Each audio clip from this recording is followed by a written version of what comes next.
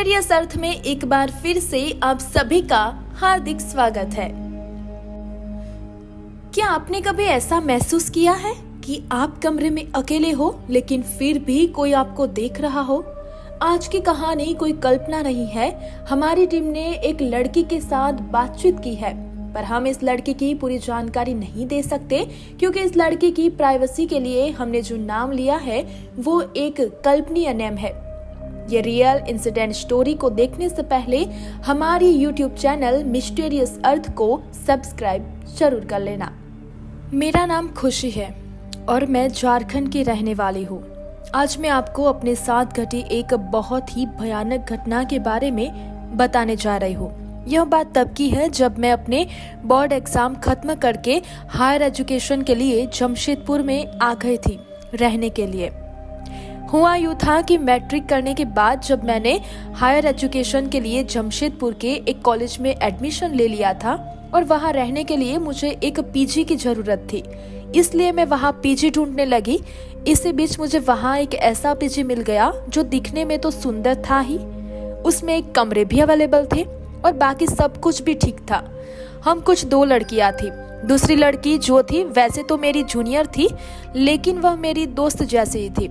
उस दिन मेरे मम्मी पापा और भाई भी मेरे साथ ही आए थे और जो मेरी फ्रेंड थी उसके भी मम्मी पापा साथ में ही थे। शाम तक हमने पीजी में सामान शिफ्ट कर लिया और फिर वे सब लोग हमें पीजी में छोड़कर वहां से चले गए। उनके जाने के बाद हम दोनों अपना अपना सारा सामान वगैरह अरेंज करने में लगे। तब तक डिनर भी आ गया था, तो फिर हमने डिनर किया और डिनर करने के बाद हम सोने के लिए लेट गए। सुबह से पीजी ढूंढते ढूंढते हम दोनों इतना थक चुके थे, लेकिन फिर भी पता नहीं क्यों हम दोनों को इतना थकने के बावजूद भी हमें नींद नहीं आ रही थी। एक अजीब सी बेचैनी हो रही थी और हम दोनों की करवटें बदलती जा रही थी। हमें लगा शायद हम नई जगह पर आए हैं, इसलिए शायद ऐसा महसूस हो रहा होगा। हम दोनों पूरी रात बस फोन ही चलाते रहे। हमारा जो पीजी था उसमें कुल 7 फ्लोर थे और हमारा जो कमरा था वह सबसे नीचे ग्राउंड फ्लोर पर पड़ता था। सबसे नीचे वाला फ्लोर ऐसा था कि अंदर घुसते ही सबसे पहले वॉशरूम बना था, उसके बाद किचन और फिर 3 कमरे थे एक लाइन में। हमें जो कमरा मिला था वो बीच वाला कमरा था। पहले और दूसरे कमरे में 2-2 बेड लगे थे, लेकिन जो तीसरा वाला कमरा था उसमें 3 बड़े बेड थे और उसमें एक लड़की रहती थी जो मुझसे 1 साल सीनियर थी। जो रात में ऐसा हुआ कि वह अपने कमरे में सो रही थी और हम दोनों अपने कमरे में लेटे लेटे फोन चला रहे थे। काफी देर तक फोन चलाने के बाद हमें नींद आने लगी, तो मैंने लाइट ऑफ कर दी और हम दोनों साथ में ही सोने के लिए लेट गए। मेरी दोस्त मेरे बगल में ही सो रही थी, लेकिन जैसे ही मुझे नींद आने लगी तभी मुझे बहुत नेगेटिव वाइब्स आने लगी, जैसे कोई हमारे कमरे में ही खड़ा और मुझे घूर घूर कर देख रहा है। लेकिन हमारे कमरे में तो हमारे अलावा और कोई था ही नहीं। मुझे मन ही मन ऐसा लग रहा था जैसे मेरे बेड के नीचे कोई है जो अभी बाहर आएगा और मुझे मार डालेगा। मैं उस कंबल ओढ़कर लेटी हुई थी। फिर मैंने अपने मुंह से हल्का सा कंबल हटाकर देखा तो मुझे ऐसा लगा जैसे कोई मेरे पैरों के पास बैठा हुआ है। मैंने उसी वक्त जल्दी से उठकर लाइट ऑन कर दी। लाइट ऑन की तो मेरी दोस्त भी उठ गए और मुझसे बोलने लगी कि तुमने लाइट ऑन क्यों कर दी। मैंने कहा यार पता नहीं, मुझे बहुत ही अजीब सा लग रहा है यहाँ पर, जैसे यहाँ कोई है। तो वह बोली कि ऐसा कुछ नहीं है, पहली बार हम घर से दूर आए हैं इसलिए ऐसा लग रहा है, कुछ नहीं है यहाँ तो, तुम आराम से सो जाओ। इतना कहकर वो फिर सोने लग गई। मैंने भी फिर लाइट ऑफ की और थोड़ी देर बाद मुझे भी नींद आ गई। फिर अगले दिन सुबह उठकर मैं कॉलेज चली गई। ऐसे ही 3 से 4 दिन बीत गए, लेकिन हर रात ऐसा ही होता था कि मुझे देर तक नींद ही नहीं आती थी। मैं अपनी फ्रेंड को देखती थी, वो भी जागती रहती थी, उसे भी नींद नहीं आती थी। लेकिन जब मैं उससे पूछती तो वो बस यही कहती कि नई जगह है इसलिए ऐसा लग रहा है। लेकिन फिर एक रात हम दोनों सोने के लिए लेटे हुए थे, तभी अचानक हम दोनों को एक साथ तेज डर लगने लगा। पता नहीं क्यों, लेकिन उस वक्त पक्का हमारे कमरे में कोई था जिसे हम देख नहीं पा रहे थे। और इस बार सिर्फ मुझे ही नहीं बल्कि मेरी फ्रेंड ने भी यह महसूस किया था। वह मुझसे बोली कि खुशी बहुत अजीब सा लग रहा है ना। मैंने कहा तुझे भी लग रहा है क्या? वह बोली हाँ। मैंने कहा मुझे तो पहले दिन से ही यहाँ पर किसी के होने की बहुत ही स्ट्रॉन्ग फीलिंग आती है। वह बोली कि लगता तो मुझे भी था, लेकिन मैं तुमको कुछ नहीं कहती थी, यूँ सोचकर कि तुम ज्यादा परेशान न हो। लेकिन आज तो बहुत ही ज्यादा ऐसा लग रहा है। साथ ही बता दूं कि उस रात वह तीसरे कमरे वाली जो लड़की थी वह भी अपने कमरे में नहीं थी, वह अपने घर गई हुई थी। उस रात हम दोनों पूरी रात लाइट जलाकर ही लेटे रहे। फिर सुबह उठकर हमने नाश्ता वगैरह किया, लेकिन तभी मेरी दोस्त के फोन पर उसकी मम्मी का कॉल आ गया। उसकी मम्मी ने बताया कि उनकी तबीयत खराब है, इसलिए वह कुछ दिनों के लिए घर आ जाए। वह अपने घर की एक ही लड़की थी, इसलिए जब भी ऐसा कुछ होता था तो उसकी मम्मी उसे घर बुला लिया करती थी। उसने कहा कि वह 2 दिन के लिए घर जा रही है और फिर 2 दिन बाद वापस आ जाएगी। मुझे अच्छा तो नहीं लग रहा था, लेकिन फिर भी मैंने बोल दिया कि ठीक है, तू चली जा। और फिर वह सुबह सुबह ही नाश्ता करके वहां से चली गई। जब मैं उस फ्लोर पर बिल्कुल अकेली थी तो मैं अपनी एक दूसरी फ्रेंड को, जो साथ के ही एक दूसरे पीछे में रहती थी, उसके वहां चली गई और वहां पूरा दिन उसी के साथ उसके पीछे में बिताया। लेकिन रात में तो मुझे वापस आना ही था। रात को ना चाहते हुए भी मैं वापस अपने कमरे में आ गई। उस कमरे में जिसमें पहली रात से ही मुझे डर लगने लगा था, अब मैं उस कमरे में बिल्कुल अकेली थी। मैंने बस किसी तरह डिनर किया और सोने के लिए लेट गई। मैं चाहती थी कि बस मुझे किसी भी तरह नींद आ जाए और फिर सुबह ही आँख खुले, लेकिन ऐसा नहीं हुआ। मैं लाइट ऑन करके सोने ही लगी थी, लेकिन फिर कुछ देर बाद मुझे टॉयलेट जाने की जरूरत महसूस हुई, तो मैं अपने कमरे से निकलकर टॉयलेट की तरफ जाने लगी। और जैसे मैंने बताया कि मेरे कमरे के आगे एक कमरा जो पड़ता था, उसके बाद किचन था और उसके आगे बाथरूम था।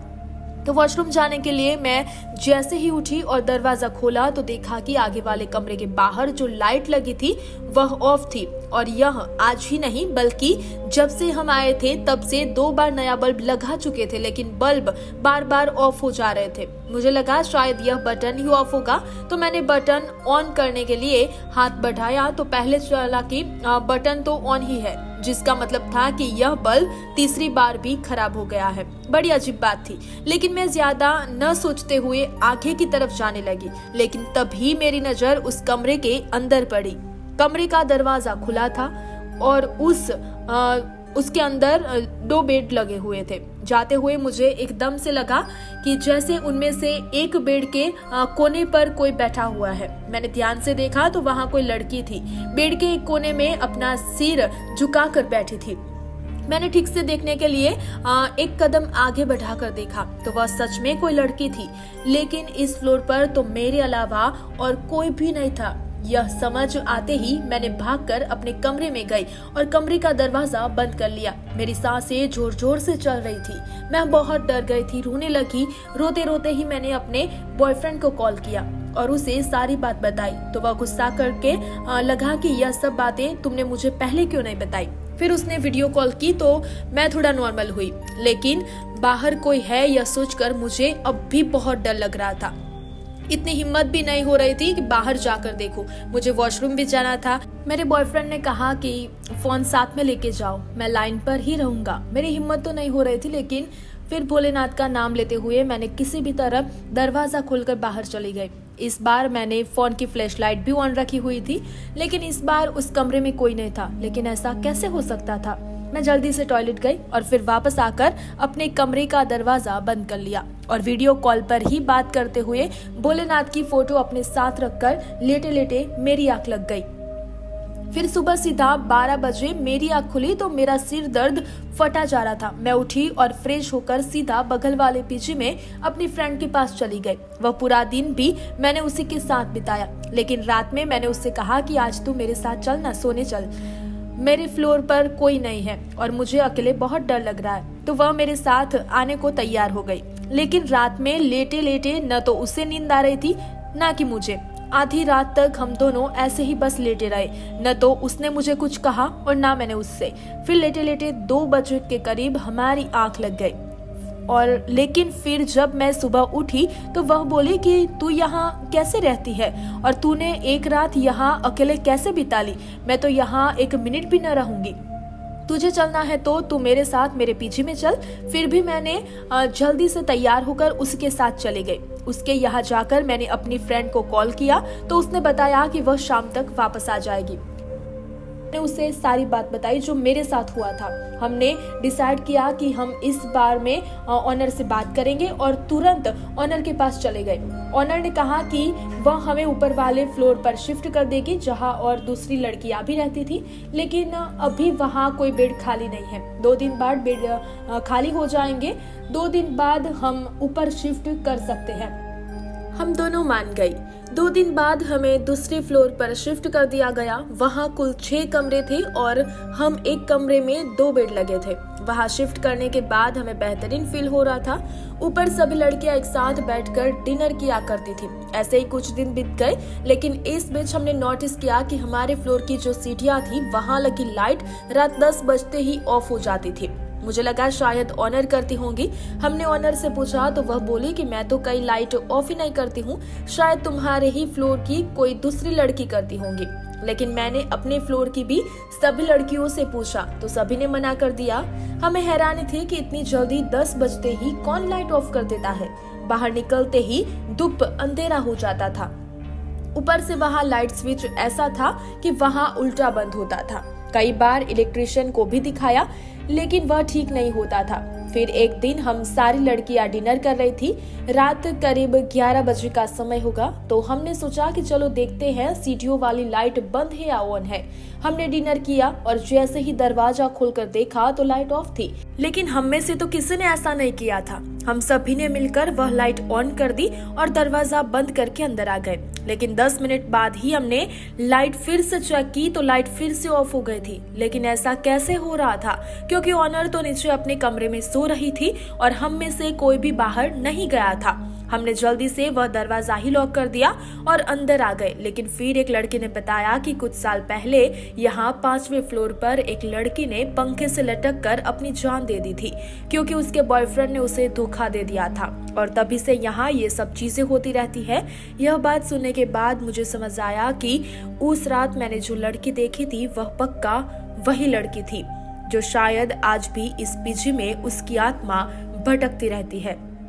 अगर आपको मेरी ये सच्ची कहानी डरावनी लगी हो तो वीडियो को लाइक कीजिए और ऐसी ही सच्ची डरावनी कहानियों के लिए चैनल को सब्सक्राइब करना मत भूलिए।